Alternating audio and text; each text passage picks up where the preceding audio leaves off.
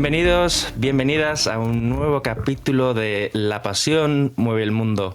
Es un placer acompañaros un día más para tener conversaciones que abren la imaginación y alimentan el espíritu. Este es un podcast ofrecido por el Laboratorio de Aragón, Gobierno Abierto, y yo soy David Leal. Os voy a acompañar en esta conversación con el que nos acompañan César Javier Palacios. Buenos días, César Javier. Hola, muy buenos días. Y Mauro Gil Fournier. Mauro, gracias por estar aquí. Buenos días a todos. Hoy vamos a conversar sobre la naturaleza, sobre nuestra relación con la naturaleza y qué nos está pasando en un momento en el que hay una quiebra en la conexión de las personas con la naturaleza, en que está el cambio climático y fenómenos que nos están afectando diariamente, y sabemos que necesitamos una nueva manera de relacionarnos con la naturaleza, una nueva manera de protegernos, pero no sabemos por dónde empezar y lo que se está intentando quizá no está funcionando. Mauro Gil Fournier es arquitecto y urbanista, dirige el proyecto Arquitecturas Afectivas, es autor de varios libros y yo lo definiría como un visionario que nos ayuda a pensar las ciudades y la construcción de los espacios en los que vivimos desde una perspectiva más integrada, más sostenible y más comunitaria. No sé, Mauro, si estarás de acuerdo con esa definición. Luego nos puedes contar más tú mismo.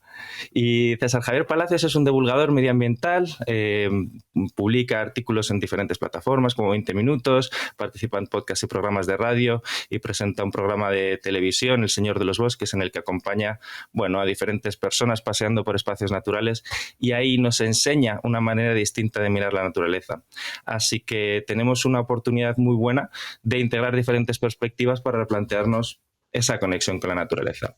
Y la conversación está en el contexto de la campaña paneuropea Toda Persona, que impulsa el filósofo y jurista alemán Ferdinand von Schirach, que un respetado defensor de los derechos humanos, que nos propone introducir nuevos derechos en las constituciones europeas, en la Declaración Europea de Derechos Fundamentales, como el derecho a vivir en un medio ambiente sano y protegido, como el derecho a la gobernanza ética de la inteligencia artificial, como el derecho a una globalización justa o el derecho a la salvaguarda de los derechos fundamentales. Son diferentes, en cada capítulo exploramos diferentes capítulos. Hoy vamos a hablar sobre el derecho a vivir en un medio ambiente sano y protegido. Pero como el cambio empieza siempre desde nosotros, desde las personas, desde la energía y la pasión que nos mueve, vamos a empezar por ahí, por conocer mejor a nuestros invitados. César Javier, cuéntanos un poco de tu pasión, qué es lo que te mueve, qué es lo que te motiva más de la actividad que desarrollas en tu día a día. Bueno, pues buenos días, David. Hola, Mauro. A mí lo que me mueve precisamente, lo que me apasiona es la pasión. Eso no hay duda. Y la pasión por la vida. Y la pasión también por contagiar esta pasión a todas las personas que me rodean. Creo que es fundamental ese contagio y sobre todo también aportar mucho de conocimiento que en mayor o menor medida puedo yo tener como periodista, pero transmitir esa información para que podamos de verdad valorar lo que tenemos, porque es la única manera de que lo podamos apreciar y, a fin de cuentas, proteger y cuidar. Eso es lo que me mueve, una pasión por conocer y por proteger y cuidar nuestro entorno, que a final de cuentas es nuestra vida. Si las ciudades, si el campo, si las cosas que nos gustan, el arte, la literatura, lo cuidamos y lo respetamos, pues vamos a vivir todos mejor. Digamos que esa sería la parte para mí fundamental, conocer y divulgar, sin duda. Y hablamos de medio ambiente, que también es una de mis pasiones. Yo también soy geógrafo, me gusta mucho entender, interpretar lo que es nuestros entornos, pero cuando hablamos de medio ambiente quizá lo vemos muchas veces como un entorno, como un añadido, un complemento a lo que podemos tener, cuando en realidad lo que debemos cuidar, conocer y amar es el todo, es esa conexión con la naturaleza y con el ciclo de la vida, que es fundamental. Y que siempre, eso está claro, va a ser además un eje de transmisión, porque si mejoramos la naturaleza, mejoramos nuestra vida, mejoramos nuestra sociedad. Por lo tanto, creo que los derechos fundamentales de la humanidad deberían concentrarse precisamente en esa protección del todo, sin distinción de si naturaleza, cultura, porque al final todo, estamos todos en este mismo planeta y es fundamental conocerlo, protegerlo, amarlo y entusiasmarnos con ello. Eso es principal. Y en la medida que podamos, mejorarlo. Si nuestra vida ahora mismo urbana empieza a decaer y estamos perdiendo calidad de vida, pues es fundamental que entre todas y todos podamos mejorarla para que cuanto mejor nos vaya a nosotros, mejor nos va a ir a todos. Eso es un poco mi idea, como veis, pero siempre centrada en la pasión por conocer y por divulgar. Muchísimas gracias, César Javier. Mauro, ¿cómo te relacionas tú con esa pasión por la naturaleza, con esa pasión por impactar en la vida de las personas en tu actividad cotidiana? Cuéntanos un poco de esas arquitecturas afectivas. Hola a todos y a todas. Hola David, hola César. Eh, bueno, la pregunta que haces, ¿no? La pasión mueve el mundo, se llama este podcast. Pues claro que tiene que ver con un proceso como decía César, ¿no? O sea, de conocimiento, ¿no? Y de cómo vamos evolucionando en el conocimiento que tenemos. Y al final, claro, ¿qué es el conocimiento? Y para mí tiene que ver mucho con lo afectivo. Pues tiene que ver con entender, ir comprendiendo que no hay separaciones entre las cosas, ¿no? Eso podría ser como una definición para mí del conocimiento. No hay una naturaleza allá afuera, ¿no? Donde nosotros humanos estamos aquí y la naturaleza, medio ambiente, como queramos llamarlo, está allá afuera, porque nosotros somos el entorno, ¿no? Nosotros somos naturaleza. Naturaleza en un sentido que ya, o sea, que quisiera que pudiéramos hablar sin romantizar las cosas, ¿no? La naturaleza hoy es sociotécnica, ¿no? Es una naturaleza social, cultural y tecnológica, ¿no? Al mismo tiempo. Y cuando eso, que parece que no es tan fácil de distinguir y separar, pues es ahí donde nos metemos para entender qué relaciones están construidas y qué relaciones podemos construir. Y en esas podemos construir es donde yo creo que sería una bonita definición de la pasión, ¿no? Que sería como ver la potencia de las cosas, ¿no? Y ahí pasión y afecto tendría mucho que ver, porque el afecto tiene que ver con la potencia de la acción, ¿no? ¿Y cómo se traslada, Mauro, ese entendimiento que tienes de los afectos, de la naturaleza como algo que somos, no como algo que está afuera, en tu trabajo, por ejemplo, en Madrid o en proyectos en América Latina o como divulgador? ¿Cómo lo trasladas? ¿Cómo afecta esa visión a ese trabajo cotidiano del arquitecto? Bueno, pues como has dicho, cotidianamente se traslada. Es algo que podemos hacer día a día, ¿no? Cuando ponemos los afectos, vamos a decir así, sobre la mesa, somos honestos, ¿no? No tenemos prejuicios en nuestro trabajo también, pues podemos entender por qué hacemos las cosas. Fíjate que la arquitectura siempre, o el urbanismo, está desarrollada casi con un emprendimiento, ¿no? Con que alguien quiere modificar algo, sea quien se hace una casa o una empresa que quiere, no sé, una nueva sede o una ciudad que está pensando en un proyecto nuevo. Hay una línea ahí potencial siempre, ¿no? Pero, claro, esa potencia, si la interpretamos mal, nos vamos como a las promesas, las expectativas, etcétera, y ahí es cuando todo se vuelve un lío. Y creo que la ciudad está lleno de eso. Entonces, ¿cómo aterrizamos en la conversación urbana, pero también medioambiental, esos afectos que necesitamos? Que no son solo cariño y cuidado, que suenan fenomenal, pero la realidad es muy diferente, ¿no? Pues ahí en la realidad, cada día. Qué bueno. Y César, ¿qué has aprendido de la naturaleza en este tiempo? ¿Qué te ha enseñado esta búsqueda por tantos paisajes, por tantos territorios que encima nos ofreces y nos compartes tan generosamente? Pues lo que descubres precisamente es que cuanto más rodeado de naturaleza estás, mejor te sientes. Quizá eso es algo que no descubro nada, pero sin duda el mejor hospital que tenemos ahora mismo es la naturaleza. Está demostrado además científicamente que pasear por el campo, pasear por un bosque te sienta mejor, es el mejor ansiolítico sin duda que existe. Eso quiere decir que somos una especie que necesitamos la naturaleza y que digamos que forma parte de nosotros. Por eso no se trata de buscar la naturaleza, me voy a hacer 800 kilómetros para ir a un parque nacional. No, la naturaleza tiene que estar en nuestro entorno. Yo he descubierto que somos parte de la naturaleza y que necesitamos naturaleza. Nos pasamos más del 90%, 95% de nuestra vida bajo techo y eso es algo completamente antinatural para nuestra especie, porque siempre nuestra especie tiene apenas 200.000 años de existencia y de esos 200.000 años, 190.000, 195.000 hemos estado como cazadores-recolectores, completamente integrados en la naturaleza, viviendo y mojándonos y pasando calor en el campo.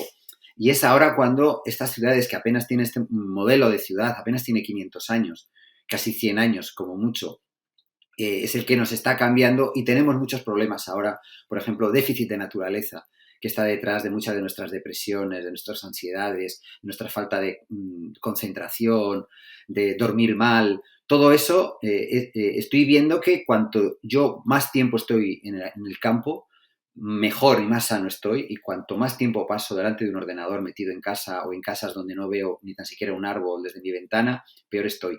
Eso se ha demostrado. Hace una semana salía publicado un artículo que solo con que hubiera árboles en las ciudades se reduciría las muertes por golpes de calor en cerca de una tercera parte, que son miles de personas las que se salvarían todos los años teniendo árboles. ¿Qué aprendo? Y algo que he aprendido también es que no es algo solamente que yo sienta, es que cualquier persona, cuando yo voy con la televisión haciendo estos paseos por el campo con personajes famosos, que muchas veces les tienes que arrancar de ese mundo urbano para llevarles al campo donde no han estado allí prácticamente desde que fueron en una excursión del colegio, y se quedan asombrados, me diciendo, qué bien se está aquí, qué a gusto estoy aquí. No quieren que termine el programa. Yo creo que eso es lo que una de las cosas que más estoy viendo, porque a mí al principio lo que más me llamaba la atención es la parte científica del conocimiento, que es por lo que iba yo al campo, pero ahora estoy descubriendo que hay una parte sanadora en el campo, y eso creo que es una reflexión que deberíamos hacer, lo mucho que necesitamos a la naturaleza. Se queda uno sin palabras con las reflexiones que haces, ¿no? Pensar que quizás hemos construido una sociedad que está olvidando o pasando por alto una necesidad básica del ser humano en tanto que parte de la naturaleza, que es conectar con el resto de especies vivas, ¿no? Con el entorno natural. Es que fíjate, es como si pensáramos que la ciudad perfecta es una ciudad donde los seres humanos viviéramos en cuevas, aislados, ni tan siquiera en familias, digamos, en habitaciones cerradas. Somos una especie social. A nadie se le ocurre que el ser humano pueda vivir sin estar en contacto con sus amigos, con su familia, con su clan, con su ciudad, ¿no? Precisamente esa sociedad social necesita la sociedad, pero es que es una sociedad natural, que necesitamos a la naturaleza, y nos estamos aislando en esas cuevas y nos están dando un montón de problemas. Por eso los proyectos de esa arquitectura afectiva que promueve Mauro a mí me parecen fantásticos, porque es necesario. Es que nuestro futuro no se puede entender si no vamos hacia unas ciudades que sean más holísticas, más cercanas a lo que nuestra especie, como Homo sapiens, desde hace 200.000 años, se ha ido evolucionando y adaptándose a ese entorno, ¿no? Nuestro entorno natural es el que hemos dejado atrás, no es el hacia el que vamos. Claro, y quizás esa degradación medioambiental de la que hablamos también esté ligada con la desconexión de la naturaleza. Como no la vemos, como no la tocamos, como no la hablemos, pasa a ser algo abstracto, ¿no? Mauro, ¿cuál sería la solución en ese caso? ¿Simplemente salir más al campo los domingos o quizás hay un mensaje como una oportunidad de repensar las ciudades y los espacios de manera que, bueno, lo que decía César Javier, el contacto de los unos con los otros y el contacto con la naturaleza estén más integrados en la vida, en la cotidianidad? Bueno, yo creo que sí. Yo creo que podemos en este punto de la conversación ir aterrizando cosas, ¿no? Claro, se ha venido hablando del derecho a la ciudad y de una forma muy básica del derecho a la ciudad, vamos a decirlo así, de personas y de sociedades que tenían ciertos privilegios, ¿no? Higiénicos, de abastecimiento de agua, de cosas así. Es decir, no romantizamos la naturaleza, que también es muy duro vivir allá afuera, vamos a decirlo así, ¿no? El derecho a la ciudad es el derecho que todos podíamos tener, esas cuestiones básicas, ¿no? También de salud, de higiene, en una concepción, bueno, del siglo XX, ¿no? Higienista y de las cosas que en ese momento se estaban viendo. Entonces, ¿qué nos hemos dado cuenta? Pues que eso está muy bien, pero no solo eso es suficiente. Cuando ya, y esto hablo de un tercio o una cuarta parte de las ciudades del mundo, cuando hay tres cuartas partes que aún pues, tienen poco abastecimiento a un agua limpia, etcétera, ¿no? El derecho a la ciudad, yo ahora digo también el derecho al bosque en la ciudad. Y no entendamos bosque como un sitio con árboles finlandeses. Bosque es el derecho a suelos vivos, el derecho a aguas limpias y el derecho a aire no contaminado, podríamos resumirlo así. ¿Cómo se hace esto? Pues creo que se hace entendiendo que eso es algo que podemos hacer en cada proceso nuestro, ¿no?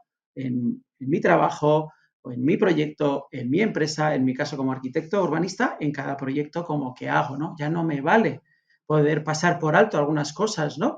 Aunque no todas las soluciones técnicas están a la mano todavía y tampoco no todo el mundo tiene que ser, ¿no? Pues inventarse la rueda de nuevo. Entonces, de repente, aprendemos más allá del conocimiento técnico y aprendemos más allá del conocimiento intelectual y de repente entendemos que eso que podemos llamar, que nos sentimos conectados con la vida, pues puede suceder en un ambiente urbano. En mi experiencia muy breve, he sido capaz, viviendo a las afueras ahora de Madrid, de encontrar todo eso en un, vamos a decirlo así, humilde descampado, una protodehesa que podemos llamar, que claro que no tiene árboles grandes, pero claro que hay una vida que en este caso me acompaña a mí en el día a día, ¿no? Pues si eso es bueno y uno se da cuenta que es bueno para él mismo, ¿cómo no vamos a proponer un urbanismo que haga que muchas personas puedan estar ahí? Porque lo acaba de decir César, eso es salud. Pero tenemos que entender que eso es más que salud, que es la vida misma en ese sentido, ¿no? Así que creo que podemos ser promotores de vida sin tener esas separaciones, sin romantizar y con estos derechos, ¿no? A suelo, a limpio, a agua y a aire no contaminado. Claro, y cuando hablamos del derecho a la naturaleza sin romantizarlo, como tú bien dices, no se trata de imaginar que ahora todos vamos a tener un modelo como Helsinki o lleno de bosques finlandeses en nuestras ciudades, y además es una cuestión que también tiene una componente de privilegio, ¿no? Nos estamos pensando desde ciudades en las que tenemos muchas de nuestras necesidades cubiertas, cómo además podríamos tener esa necesidad de conexión cubierta, pero en muchas ciudades del mundo y para muchísimas personas no tienen acceso a lo básico. Entonces, ¿de qué estamos hablando en ese caso? ¿Cómo puede ser ese modelo de urbanismo que cuide a las personas y al medio ambiente en los países más privilegiados y en los que no? ¿Qué otros cambios son necesarios? Bueno, yo diría que primero tenemos que ser conscientes qué es la ciudad, ¿no? Y una de las definiciones de la ciudad hoy es que la ciudad es el punto de destino de todo un urbanismo, pero que urbanismo me refiero a las cadenas de las cosas, que es depredador y extractivo con el propio planeta, ¿no? Las ciudades son los lugares donde todo llega al final, en forma de móviles, de tecnologías, en forma de materiales de la construcción, en forma de alimentos, en forma de todo eso. Si no entendemos cómo todo este ecosistema de relaciones tiene que replantearse de alguna forma, yo creo que no va a cambiar mucha cosa. Porque la ciudad es solo un resultado. Entonces, cuando planificamos la ciudad, no es solo dónde está la calle, el parque, el edificio. Para mí, claro, es una visión sistémica, ¿no? Es de dónde viene la procedencia de nuestros alimentos. ¿Por qué tenemos, o sea, los grandes problemas, ¿no? Los wicked problems que hablamos siempre, ¿no? Ahí, ¿no? La obesidad, por ejemplo, ¿no?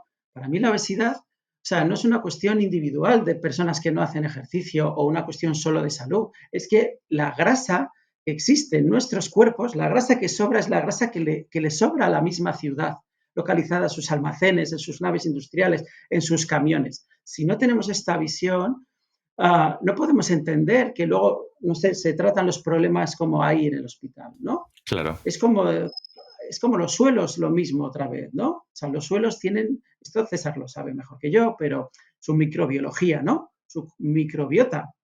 Si podemos tener un suelo fértil, si podemos comer cercano a lo que producimos, pues nuestro estómago será igual. Y hoy que dicen que nuestro cerebro y nuestro intestino pues piensan los dos, pues imagínate cerebro, intestino, suelo, quiere decir, es eso de ahí. ¿Qué pasa? Que el suelo que yo, vamos a decir, me como, viene, no sé, del aguacate que viene de no sé dónde, etcétera, con lo cual, pues mi intestino tiene un gran jaleo porque no sabe dónde está, ¿no? Claro. Entonces está bien saber dónde estamos para entender esa pregunta que tú haces que es tan complicada de responder, ¿no? César, ¿qué has aprendido sobre cómo podemos reconectar con la naturaleza a través de lo que comemos? Como dice Mauro, tú que ves los productos naturales donde se gestan, ¿cómo podemos reconectar también a través de las manos, a través del sabor, a través de los productos de la tierra?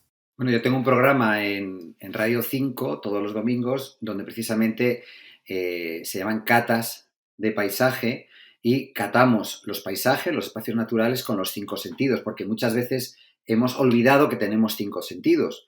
vamos a hacer turismo y vamos a hacer la foto para subir a Instagram y ahí acaba todo. Si hacemos un vídeo hay algo de sonido, pero es que tenemos 5 sentidos y el último sin duda y el más importante es el del sabor, es el de saborear los sitios y no hay ningún paisaje que podamos conocer hasta que no lo saboreemos, hasta que no probemos esos productos que forman parte de su cultura, de su tradición, de sus ecosistemas, de su paisaje, de su climatología. O sea, cuando tú pruebas unas manzanas de las caderechas, no estás tomando una manzana mejor o peor, sino que estás consumiendo directamente un paisaje cultural y un paisaje ambiental.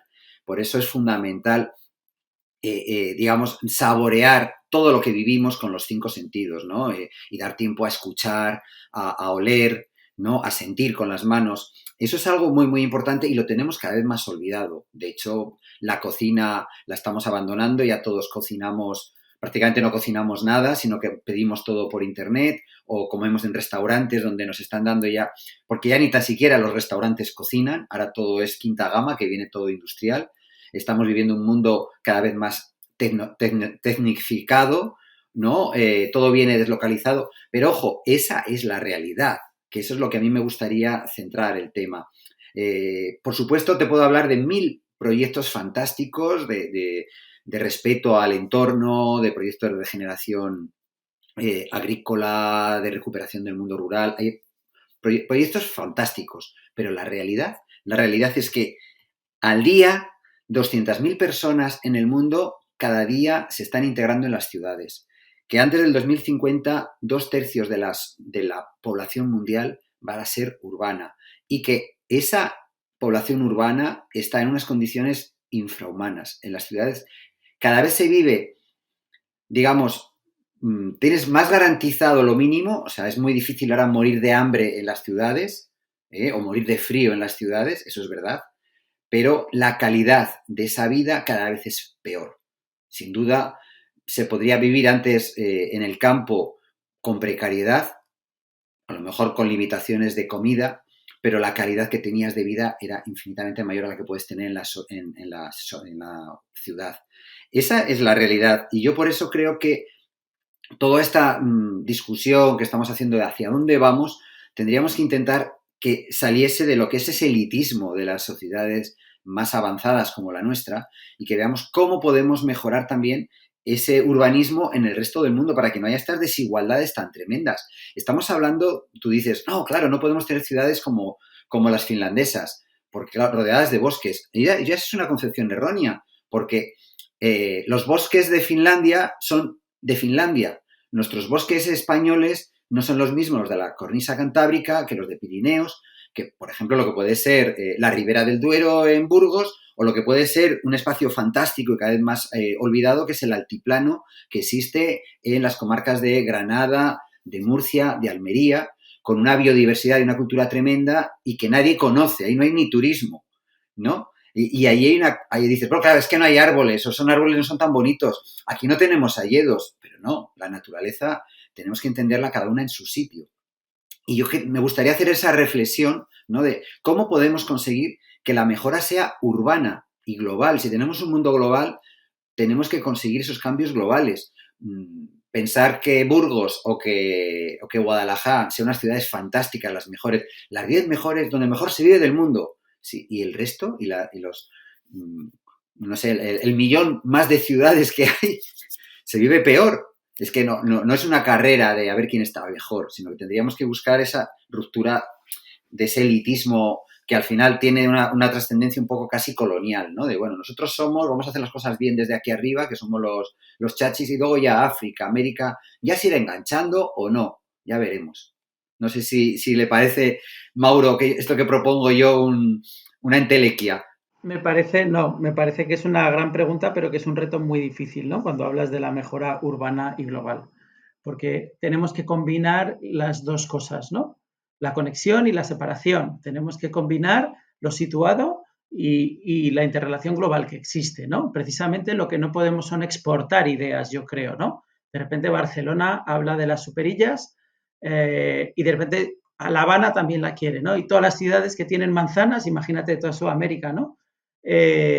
Con las ciudades coloniales precisamente, ¿no? quieren ese sistema. Y el sistema pues nace en Barcelona, que tiene unas condiciones muy particulares y a lo mejor ese sistema no vale para otra ciudad, ¿no? A mí a veces me preguntan por mis proyectos, ¿y cómo lo implementamos aquí? Y yo siempre digo, la respuesta siempre está como en el lugar, pero claro, hay que hacer un trabajo que es un poco introspectivo, ¿no? Y es como, bueno, algo que hacemos en las arquitecturas afectivas, ¿no? Lo has dicho tú. O sea, primero como tratamos de parar, tratamos de escuchar. Y escuchar significa escuchar y escucharnos a nosotros, ¿no? Porque si escuchamos, vemos cosas que no veíamos, ¿no? Tenemos algo que me gusta cuando escucho a César, ¿no? Que tiene que ver con cómo entendemos lo sutil. Pero lo sutil no solo es como esta cuestión de lo sensible, lo sutil es aquello que podemos ver porque simplemente lo estamos mirando con más atención. Y claro, el mundo está diseñado precisamente para no prestar atención, porque nos dedicamos ahí a, bueno, a la tecnología, a las redes, a todas las cosas que están diseñadas precisamente para eso, ¿no? Entonces, claro, las transformaciones vienen a la vez, ¿no? Yo imaginaba en el 2020, en todo un proceso de cambio, que decía, bueno, sí hay que participar, ¿no? En el urbanismo, en las ciudades, pero, ostras, esto no va solo, ¿no? Y luego veía como toda la cuestión ecológica que ya estaba ahí, pero que en los últimos años ha venido, ¿no? Digo, pero claro, esto tiene que ver con lo otro. Y a la vez el feminismo, ¿no? Y los últimos años hemos puesto todo eso, ¿no? Ahí como un vector en un diagrama que se junta. Fenomenal. O sea, es como, es interseccional, ¿no? Es decir, está relacionado. Y aún cuando hacemos un análisis un poco desde lo afectivo, pues vemos estas cosas que César está diciendo. Vale, ¿y cómo vamos a cambiar cosas si no prestamos atención? ¿Y cómo lo hacemos cuando la vida es precaria? ¿Cómo prestamos atención? ¿Y cómo vemos posibilidades nuevas? Pues es que es muy difícil, realmente difícil. Entonces yo creo que hay una situación un poco de atrapamiento, vamos a decirlo así, y que le suceden a todas las personas, al responsable político también, ¿eh? Y al técnico y a mí mismo. Es decir, nos sucede como a todos. No es una visión simplemente positiva de las cosas, ¿eh? Y no tiene que ver con toda esta corriente, ¿no? De que la vida nos va a llenar de cosas buenas si pensamos en las cosas buenas, ¿no? La vida también son las cosas difíciles y malas, ¿no? Lo acabamos de ver con el terremoto de Turquía y Siria estos días. Es un gran drama, ¿no? Que está sucediendo precisamente también en las ciudades. Bueno, pues ahí hay un cambio que yo creo que o una posibilidad de movimiento que a mí me mueve, ¿no? No sé si es mi pasión, pero desde luego es mi motor. Es la potencia de lo que uno puede ver, ¿no? Y creo que ahí surgen muchas alianzas, o sea que me parece que ahí puede haber como un camino, pero como veis, no es fácil. Pues yo no lo sé explicar de una forma tan sencilla.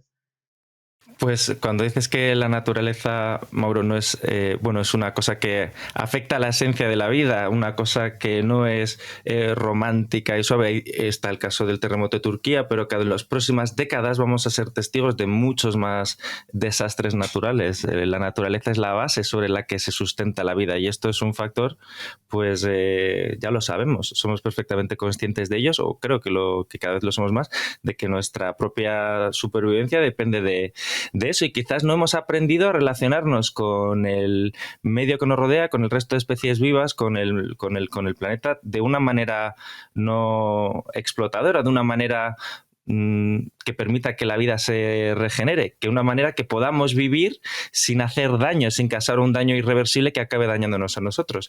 Es una pregunta amplia, quizás con esta pregunta vuelvo a abrir la conversación, pero ¿qué habéis aprendido desde ese trabajo que haces desde lo urbano, Mauro, y desde el trabajo que haces desde los ecosistemas vivos, César? ¿Qué tiene que cambiar en nosotros para que en nuestra forma de pensar y de ser y nuestra forma de organizarnos para dejar de dañar la naturaleza, permitirla que se regenere, permitir que tengamos un horizonte más positivo en el futuro, en este sentido? Pues si queréis arranco yo. Mira, yo arranqué este año como, y decía así, ¿no? Como, ¿cuál es? Venga, vamos a ponerle un afecto a este año. Vamos a poder nombrar algo, ¿no? Y luego otro es así. Podríamos decir osadía y atrevimiento. Yo creo que hay algo ahí en lo que nos envuelve a cada uno y cada una de nosotras que puede hacer que haya muchas cosas que cambien en ese sentido, ¿no?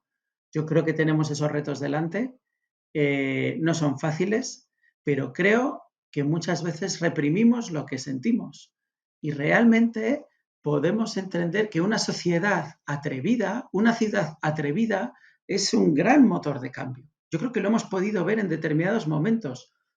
Barcelona, muchas ciudades, Curitiba en Brasil, no sé, hay momentos. Y no es un alcalde, es la sociedad. La sociedad se atreve, no es una sociedad que reprime, es una sociedad que se atreve a expresar lo que siente con toda su cotidianidad, digamos, ¿no? Y creo que ahí hay algo que yo no estoy viendo hoy en muchas de nuestras ciudades y creo que no tenemos esa osadía.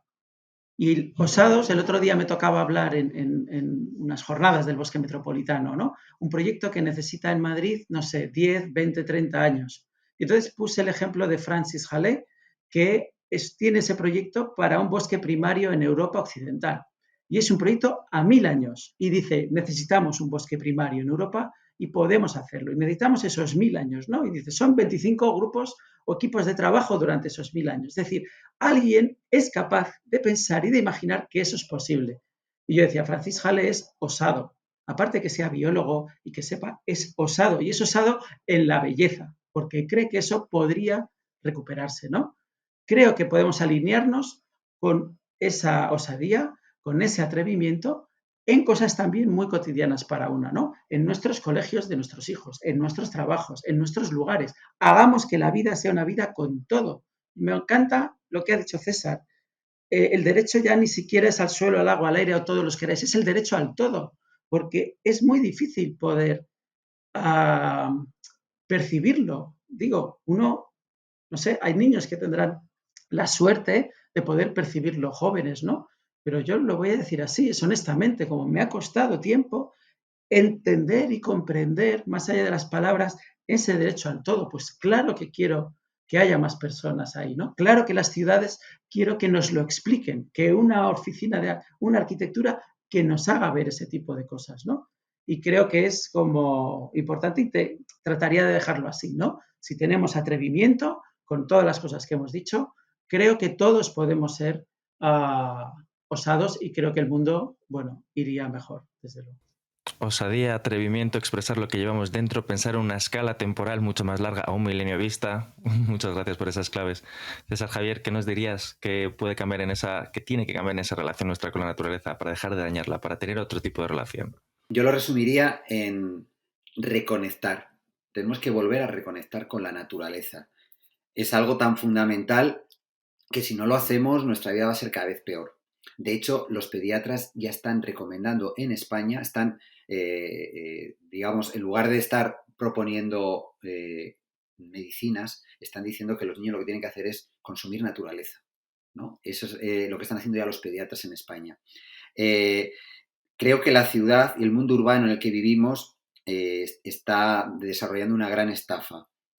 El sistema nos ha sometido a una gran mentira, que es que las ciudades son independientes a la naturaleza, que la comida va a llegar de cualquier sitio, que todo va a ser tecnológico, que la leche viene en Tetrabric, que la comida te la trae un chico en bicicleta, y eso es una gran mentira, y porque necesitamos cuidar nuestros entornos, porque somos naturaleza, y yo haría una reflexión para que penséis hasta qué punto es fundamental esto de la naturaleza en cualquiera de nosotros. Si tuviéramos que imaginar la casa perfecta y dentro de esa casa perfecta el momento más perfecto, el momento más feliz, ¿en qué pensaríamos? ¿Cómo sería ese espacio? Pues sin duda nos veríamos en un jardín a la puerta de la casa, de ese chalet, rodeado de árboles y pajaritos, tomándonos un cafetito de alta calidad, tranquilos, sin ruidos. Ese sería nuestro sitio y nuestro momento idílico. Bueno, pues, ¿cuántas personas pueden disfrutar de eso todos los días? O al menos alguna vez a la semana. Casi nadie. Nuestras ciudades, precisamente, están haciendo lo contrario de lo que sería nuestro sueño de calidad. No tenemos ese acceso a poder tomar el café al aire libre entre árboles junto a nuestra casa. Y eso es algo que siempre, siempre se tuvo. En los pueblos, lo que son las primeras ciudades ya de la época de Mesopotamia, tú salías a la calle y estabas en el campo y estabas escuchando y oliendo naturaleza. Y todavía nos sigue quedando la idea, porque somos una especie muy reciente, en 200.000 años, como os decía, que eso lo relacionamos directamente con la felicidad, con estar en un buen momento. Deberíamos de volver a reconectar con la naturaleza para que no haga falta que los médicos nos prescriban naturaleza, sino que la naturaleza esté en nuestro entorno y que ese cafetito, ese té en el jardín de nuestra casa sea algo posible. Pero además no solo en nuestra casa, nuestra, sino en la de nuestros vecinos, en la de otros países y en todo, en ese mundo global. Eso es calidad de vida. Y ojo, eso es rentabilidad, porque si somos todos, vivimos mejor y somos más felices, también vamos a ser más productivos, vamos a mejorar la economía. O sea, no se trata de volver a la época de las cavernas, no estamos hablando de ese ecologismo, de acabar con la calidad supuesta de las máquinas. Todo lo contrario, es reconectar con la naturaleza. Yo hay algo que me sorprende mucho de cuando yo empecé en el mundo de la naturaleza de adolescente en el instituto. Todavía la sociedad seguía acordándose de esos documentales de Félix Rodríguez de la Fuente, donde el lirón careto era un ratoncito que tenía antifaz y una colita en forma de pincel y que vivía en una vieja tronca. Ahora mismo ya no es que sepamos quién es el lirón careto, que se nos ha olvidado ese nombre, es que no sabemos distinguir un chopo de un pino. Y cuando hablamos de naturaleza, pensamos enseguida en reciclar, pero no pensamos en especies, en biodiversidad, no conocemos nuestro entorno. O sea, la desconexión con la naturaleza cada vez es mayor y es el origen de muchos de nuestros problemas mentales, sociales y económicos ahora mismo. Por eso no es un movimiento el que estamos promoviendo mucha gente de tenemos que volver a reconectar. Es que es algo fundamental, es que vamos por el lado equivocado. Y ese volver a dirigirnos hacia ese mundo más conectado y más cercano al entorno nos va a beneficiar absolutamente a todos y a todas. La verdad que siento una gran paz cuando hablas, generas esa metáfora, ¿no?, de ese tipo de vida, con esa casa, con ese jardín. ¿A que te lo has imaginado? ¿A que te lo has imaginado? Sí, he sentido paz cuando describías eso. Y decías, y yo también quiero. ¿A que dices, yo también quiero? ¿Dónde hay que apuntarse? Maure, te lanza un guante, César, de las casas que nos habitan. Te lo ha dejado pase a gol, portería vacía. Claro, pero fíjate, si no romantizamos, claro, eso es muy difícil, ¿no? Porque si todos necesitamos o todos tenemos un jardín con una casa, imagínate qué tipo de urbanismo tendríamos, ¿no? No sería posible porque somos muchos millones de personas como en el planeta. Pero sí es la esencia de lo que dice, ¿no? Y mira, ahora sí me permitís romantizar un momento, ¿verdad? En este libro de Fleurs de Marco Martella, que son, bueno, una serie de libros sobre jardines, que podemos entender el jardín, como dice Clement, ¿no?, como un jardín planetario, es decir, no nos quedemos si el jardín es mi espacio, que es mío en propiedad, o el jardín es planetario porque somos todos, ¿no? Y entonces da una definición de jardín maravillosa, dice, el jardín es el lugar donde uno conoce la felicidad y al cual desea, a lo largo de toda su vida, poder regresar. Ese jardín es el jardín planetario, ese jardín es el jardín de todo. Ese jardín somos nosotros, porque nosotros somos el jardín. ¿Para qué queremos ir a la naturaleza a conectar? Simplemente queremos ir para reconocernos a nosotros mismos con la misma fragilidad que ese árbol, que esa especie. Y ahí es cuando se produce como una gran conexión, ¿no? Entonces, esas casas que decía, esos jardines, claro que pueden ser exteriores y materiales, pero para mí también son interiores, también viven en nosotros, ¿no? Y esto que decías, ¿no?, el libro de las casas que me habitan, pues tiene que ver con eso, en descubrir la arquitectura que está dentro de nosotros y nos compone. Y volvemos otra vez a los afectos y a la pasión. Lo que pasa es que hay afectos que no nos movilizan, sino que nos desestabilizan, que nos paralizan, ¿no? Y creo que sí que hay que poder también conocerlos y detectarlos, porque entonces no va a ser posible esa conexión, no va a ser posible todo esto que estamos hablando.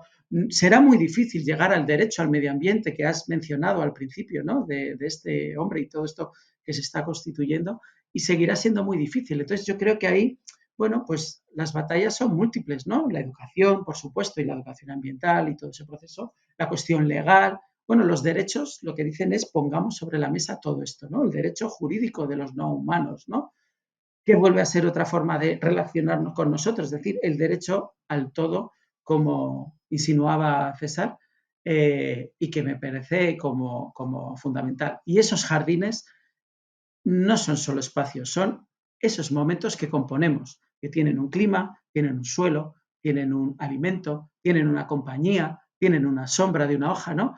Son esa forma de entender los espacios que también están dentro de nosotros de esa manera, ¿no? Seguro que César tiene algo que aportar ahí. Sí, yo quería completar que en ese jardín idílico en el que estamos todos pensando para tomar nuestro té o nuestro café, no tiene que ser una propiedad privada, no tiene que ser necesariamente nuestro jardín. Es que podemos colectivizar también los entornos. Es que podemos, si somos una especie social, podemos tener esos entornos abiertos donde todos lo vamos a respetar, todo lo vamos a disfrutar y no tiene por qué ser solo un jardín maravilloso rodeado de una alambrada electrificada, que ese sería a lo mejor alguno de los proyectos que pueden tener algunos, ¿no? Yo creo que si hay algo terrible, y lo he descubierto hace poco como urbanismo en Madrid y me parece tremendo, que no lo conocía yo, lo de las famosas las urbanizaciones estas que están alejadas del mundanal ruido, pero también alejadas de la sociedad, donde cada casa es una auténtica pequeña fortaleza y donde no tienes ni idea qué es lo que pasa al otro lado de la valla. No, ese no es el mundo idílico, aunque tengas también un jardín bonito con ardillas y carboneros garrapinos saltando por entre los árboles, no es el mundo idílico, porque si algo es fundamental en nuestra especie es la sociedad, el clan, que es el que nos mueve. Y también muchos de los problemas que tenemos ahora en este avance un poco desordenado, bastante desordenado, no sabemos hacia ninguna parte, es el que tenemos una sociedad cada vez más aislada. Y precisamente deberíamos de repensar esas sociedades mucho más sociales.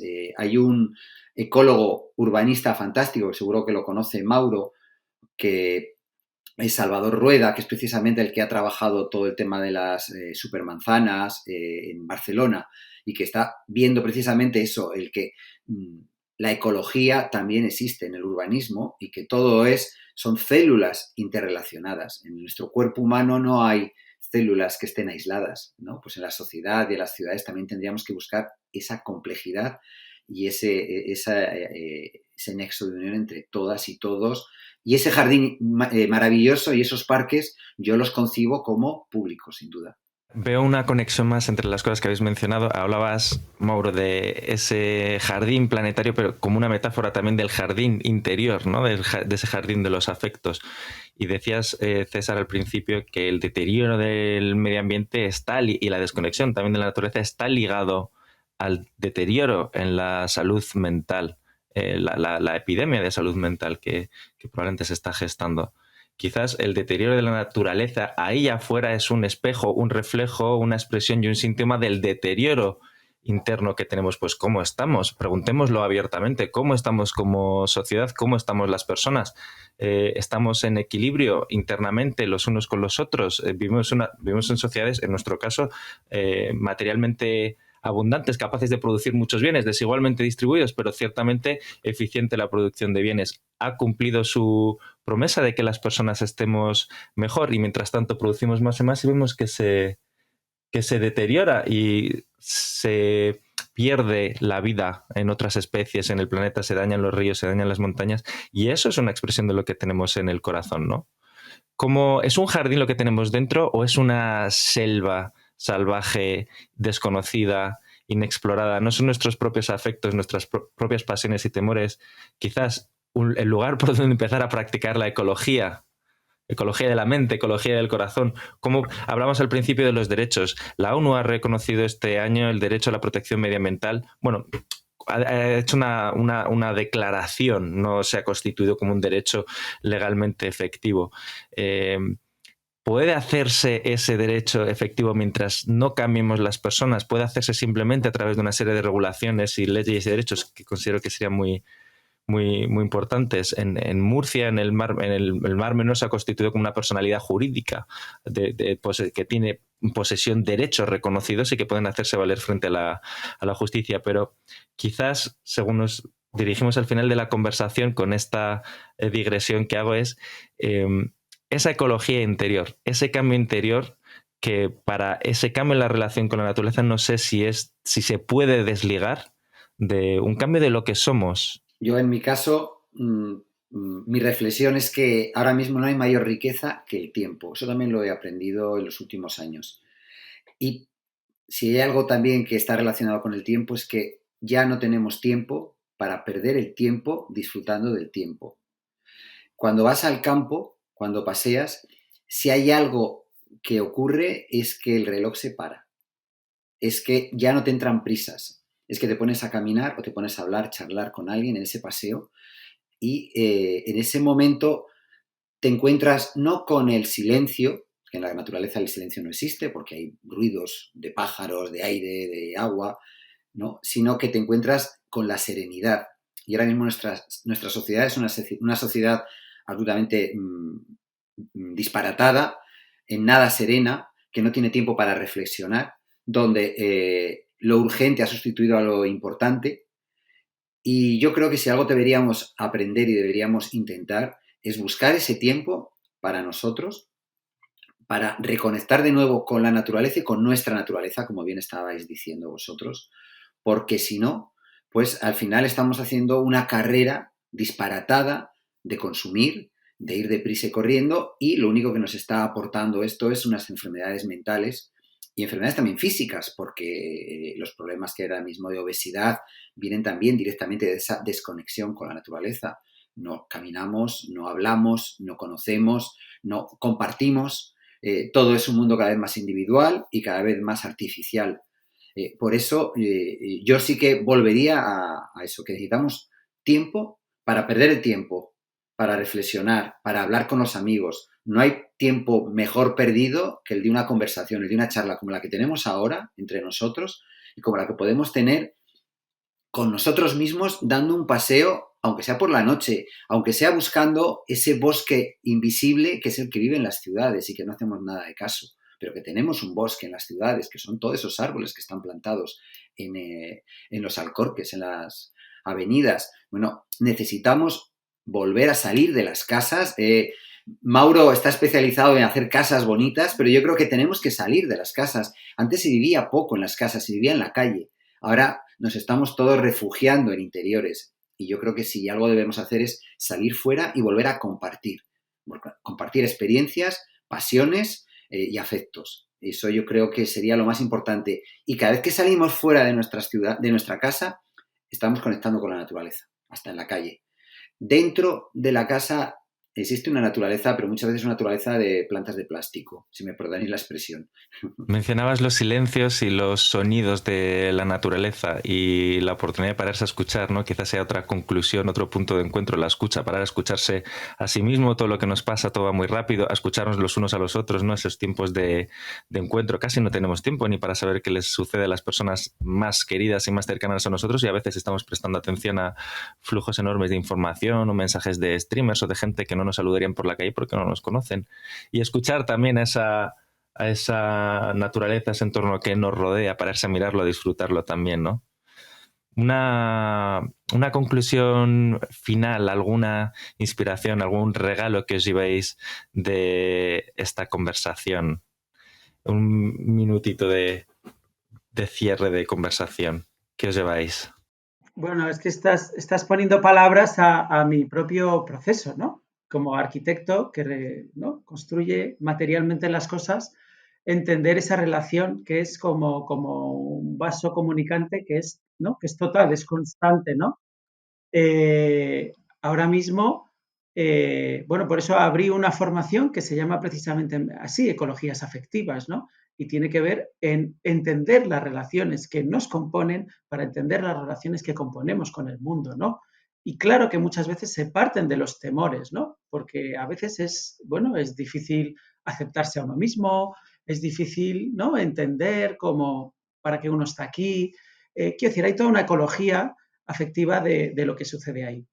Y ahí es importante también el conocimiento, ¿no? Lo decía César cuando dice, no, yo iba al campo, ¿no? A la naturaleza por ese conocimiento científico y luego descubrí todo eso, ¿no?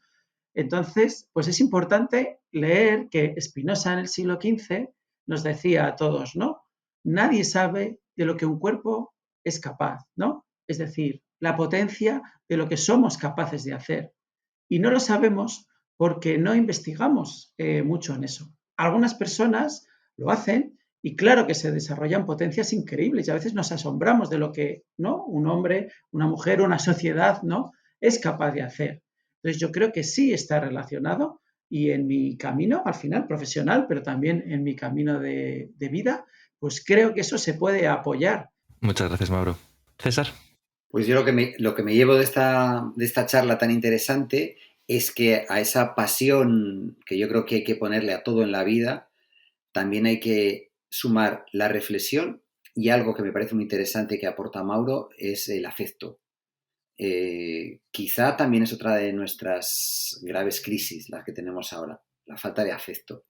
Eh, Tenemos pocos amigos, les dedicamos poco tiempo y muchas veces cuando estamos con ellos estamos solo hablando de yo y no pensamos en la otra persona, porque probablemente cada vez, bueno, puede parecer algo derrotista, pero me da la impresión de que cada vez somos menos afectivos, ¿no? Y cuando te encuentras una persona afectiva que te da un abrazo, que te pregunta qué tal estás, mm, casi, vamos, se te abre el mundo, un mundo nuevo. Y dice, ¿qué ganas tenía, no? Hay mucha gente que lleva años sin que alguien le dé un abrazo o un beso, de verdad, de afecto.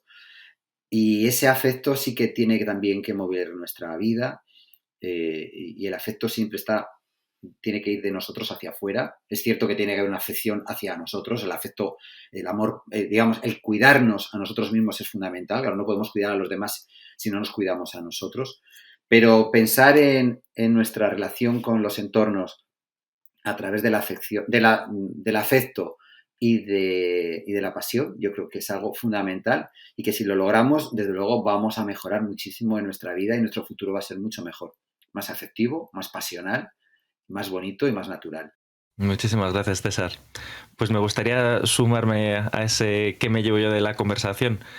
Me ha encantado el poder integrar las perspectivas distintas sobre un tema que hablamos que parece que está ahí afuera, la naturaleza, el daño medioambiental, los derechos, y me quedo como con el momento de la evolución humana en el que nos encontramos. Cuando has dicho que inicialmente éramos cazadores, recolectores, que vivíamos al aire libre, poco tiempo bajo techo, luego con la revolución neolítica nos asentamos en pequeños poblados, ya podían mantenerse poblaciones. Con la revolución industrial se generó la escala de producción que permitió que las ciudades crecieran a los niveles tan grandes que hay ahora, y la cuarta gran migración es como al ciberespacio, ¿no? Ahora leí ayer las estadísticas del el tiempo de media que pasan conectados los móviles las personas en los diferentes países, en los que más era más de 5 o 6 horas y la media mundial eran 3 horas y media diarias. Es una auténtica migración a un nuevo espacio y me imaginaba cómo seguiría el siguiente estadio, un estadio deseable. Hay quien piensa que eso es una especie de lo de la singularidad, la inteligencia artificial, la robotización, un momento en el que la tecnología cobrará todo el protagonismo. Y esta conversación me señala una dirección, en otra dirección, que es la de conectar con el ser, en el que quizás hemos estado buscando todo ahí afuera y desde luego hay necesidades materiales básicas que todo ser humano tiene que tener derecho a tenerlas satisfechas, pero igual hay ese paso de aprender a llenarnos con lo que somos, con lo que tenemos dentro, a explorar lo que tenemos dentro, a conectar más con la realidad humana que somos, con la realidad de las personas que tenemos alrededor y también con la naturaleza, claro que sí. Y sin eso quizás podemos seguir alimentando un vacío con las estrategias equivocadas para llenarlas. Y más y más y más cosas y más en el tener, pues quizás no sea una estrategia que nos esté saciando esa especie de sed que tenemos. Así que yo me voy hidratado de esta conversación. La pasión mueve el mundo, la pasión es lo que nos mueve internamente y cuando nos mueve las cosas se mueven en nuestro entorno, ¿no? Por resonancia nos tocamos los unos a los otros y en este podcast intentamos acompañaros, invitaros a todos vosotros y vosotras a una conversación que abra imaginarios, que abra futuros posibles, que nos lleve a ver las cosas desde otro ángulo, nunca con un ángulo, con una respuesta cerrada y total, seguramente es algo con muchas más preguntas, pero ese es el objetivo también, ¿no? Conversar y pararnos a escuchar. Así que muchísimas gracias, Mauro. Yo creo que ha sido una conversación que, fíjate, hemos dado muchos posibles cierres, ¿no? En ese sentido. Yo lo que diría, y es muy sencillo, ¿no? Que cada persona, que cada entidad, ¿no? Que cada empresa, organización, institución, sí que encuentre ese momento donde pueda parar un momento, ¿no? Si no paramos, no podemos darnos cuenta de lo que hacemos. Y claro, parar es un miedo, porque tenemos miedo a parar en la cadena. Y la vida es la que nos para a veces, ¿no? Con una enfermedad o con algunas cosas. Creo que sí, habría un momento de ir despacio, un poco más despacio, para precisamente darnos cuenta de estas cosas. Si no, estaremos como hablando al aire y el viento se llevará las palabras y desde ahí hacer, ¿no? Porque parar es un acto que no es un pensamiento, es hacer, ¿no? Y creo que necesitamos hacer no haciendo muchas cosas, ¿no? Para poder darnos cuenta. Así que nada, gracias a los que nos han escuchado este rato, gracias a César y a David por esta conversación. Estoy muy agradecido. Muchísimas gracias, César Javier, por haber estado aquí. Muchísimas gracias y como siempre digo, nos vemos en el campito, que además lo tenemos muy cerca, ¿eh? Nos tenemos que ver por ahí, paseando por el campo. Muchísimas gracias, así quedamos. Y muchísimas gracias a todas las personas que nos habéis acompañado, a ti que estás ahí escuchando y haciendo que esta conversación tenga un sentido más especial. Hasta la próxima.